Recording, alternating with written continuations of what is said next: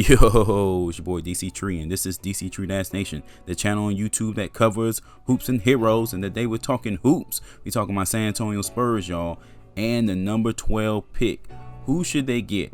I'm on board for them getting a big man. If you notice, the last video I did on the Spurs was about Kai Jones, and in the comment section I had a lot of people tell me about this Sengun, Alperen Sengun. So I did some research on him, and I gotta tell you, man, he is impressive, very impressive, man.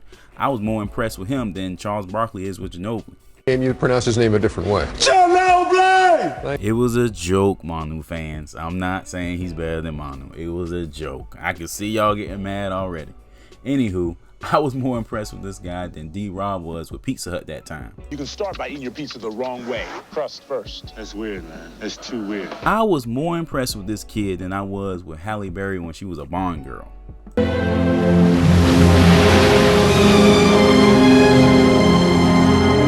Well, I wasn't that impressed. I'm lying. I'm definitely lying. You get what I'm saying? I'm just telling you the boy bad. And I like what I'm looking at, y'all. In a basketball fashion. That was awkward. That was awkward. Should I edit this out? I think I'm crazy enough to keep this in. I don't keep this in. So before I jump into it, if you like my content, please sub to the channel. Okay, all the theatrics aside, let's get to business and talk about why this guy is a tank. You get what I'm saying? At least the little bit I've seen about him. His offensive game is very polished. Very polished. He has good size, 6'10", about 245. You know, he's like a bully in the paint. You get what I'm saying? And like in today's NBA, although the game is more perimeter focused, I feel like he'll have his way with a lot of teams just because he has that traditional game style in the post. Like, he gets in the post real well. He moves very quickly. He's not like a stiff. He cuts to the basket. He has a soft touch around the rim. With so many teams playing small ball, he can really punish these guys. I mean, something very similar to, you know, the Joker out in Denver. Of course, the Joker is bigger than him, you know, and a little bit more skilled than he is. But if the Spurs are looking to build, you know, rebuild a bit, build a franchise type player or someone you can build around, this guy has potential.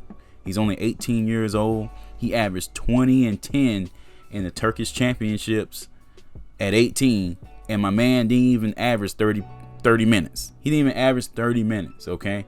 So when I see those stats, and I hear, you know, about his aggressiveness, his desire to play high octane play, you get what I'm saying, like full throttle play, you know, I kind of like hearing that, man, especially coming off the Kawhi situation, especially coming off, you know, the NBA, you know, some lazy players out there, you get what I'm saying, some entitled players out there. Ben Simmons. I love to see that a guy's willing to work hard. Another upside about this guy is that he does block shots. Despite him not being a very good leaper or like, you know, having a crazy vertical, he puts himself in position to block shots. He averaged around 1.7 per game, which is very solid. Okay, very solid. One of the criticisms about him, or one of the questions about him, is, you know, his lateral movement on the perimeter. Now that may be a problem because, you know, obviously, you know, the league is filled with quicker fours and quicker fives trying to shoot a lot of threes. Can he keep up with them? Now on offense, he shows great movement. So just a little, you know, defensive discipline will probably help him get better at that aspect of his game. Again, this guy is 18, and you just got to think about what the Spurs coaching staff can do with him. You know, Chip England, what he can do with him. Popovich, what he can do with him. One of the criticisms about him is that he's not a very good three-point shooter, which is a bit of a problem in today's NBA. But again, you know, that's when Chip comes in and he can kind of help this guy because he does have a soft touch. The Spurs are going to have to work with him very hard on his shooting because that's a weakness of his. But the good thing is he does shoot very well from the free throw line. You know, he shoots above 80% for a big man. That's really good. So he does have that skill set. His game is just tailored closer to the basket. You get what I'm saying? Finishing around the hoop, which the Spurs can use. You can use the size. We can use someone who's a threat at the 5. You get what I'm saying? Even if you think back to Pirtle, when Pirtle was playing well, he had a stretch, maybe like a 10-game stretch when he was averaging 11 and 11. When he was playing like that, the Spurs was a whole different team. So we bring this young fella in. He actually gets some playing time, Pop. Come on, baby. Play him. And he gets better, man. He can really open up the floor for some of our struggling shooters. You get what I'm saying? Murray's working on his 3-point shot. Derek White's trying to get better at the 3-pointer. Kellen Johnson is trying to get better. So having someone clog up the middle and do damage will help these guys even more. You get what I'm saying? And make those shots more likely to go down. Now, I know I've been talking a lot about this guy, and promoting him kind of hard.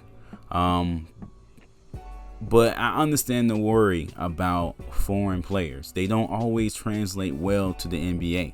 You get what I'm saying? Even the Joker, on Denver, he went in the 2nd round because it's just been a slew of big men, a slew of foreign players that just didn't pan out over the last few years. If you've noticed, you get what I'm saying?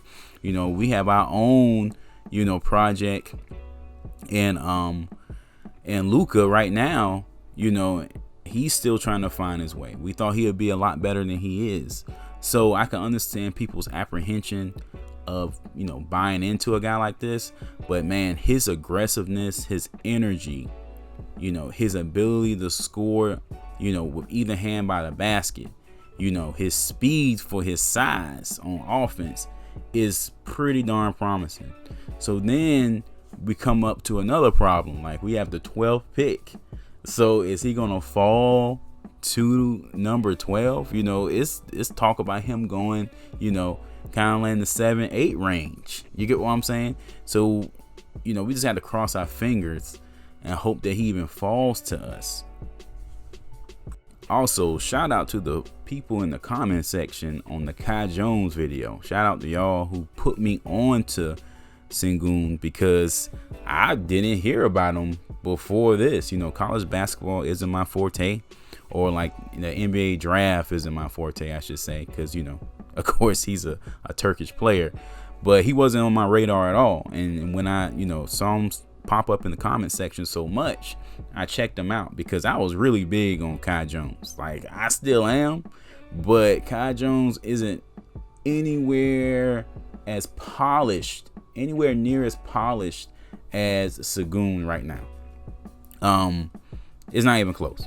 Kai Jones is more of a alley-oop dunker, athletic leaper type of player, which can help the Spurs too. And we may end up having to take him if we're in the market for a big man anyway, seeing that we have the 12th pick.